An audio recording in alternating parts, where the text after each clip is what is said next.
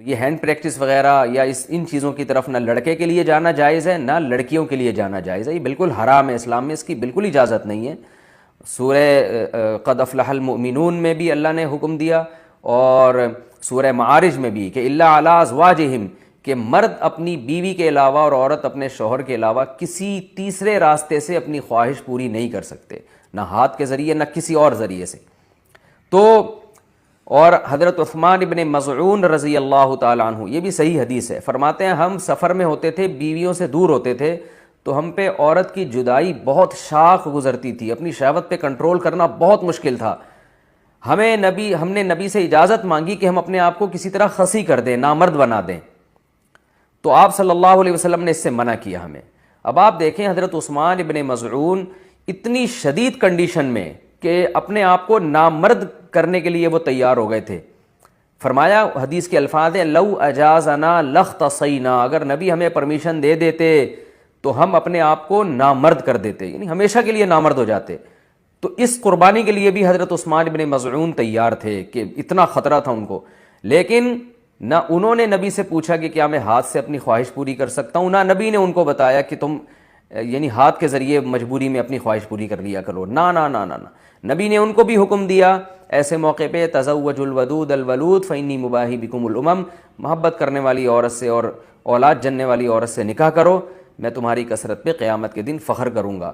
تو آپ صلی اللہ علیہ وسلم نے بزبان حال بتا دیا کہ یہ جو اللہ نے تم پر، مرد پر اتنی شہوت مسلط کی ہے، خواہش مسلط کی ہے، اس کی وجہ یہ ہے کہ اللہ نسل چاہتے ہیں کہ مرد اور عورت کا ملاپ ہو۔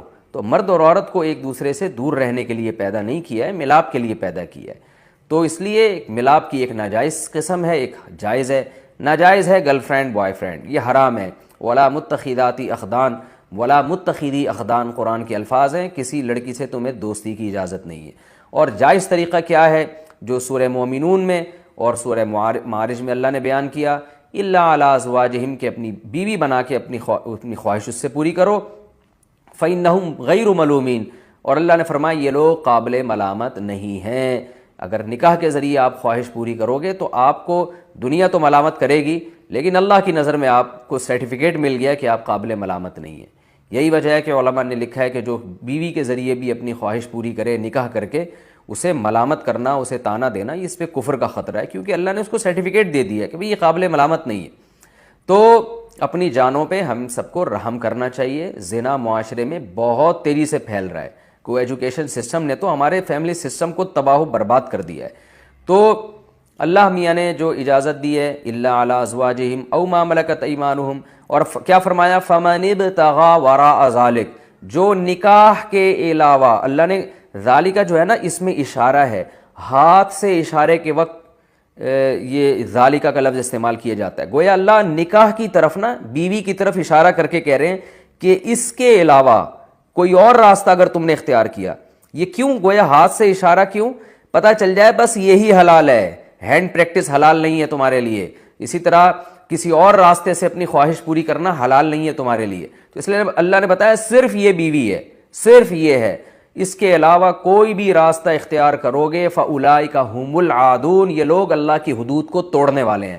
تو یاد رکھیں کسی مفتی کے فتوے کی بیس پہ یا کسی اسکالر کے فتوے کی بیس پہ یہ اس کو جو ہینڈ پریکٹس ہے اس کو حلال کرنے کی اجازت نہیں ہے۔ قرآن میں اللہ نے بہت واضح فتویٰ دیا ہوا ہے اس بارے میں۔ تو اس لیے آج کل نوجوان بہت تیزی سے اس طرف جا رہے ہیں، تو بہت احتیاط کی ضرورت ہے اس میں۔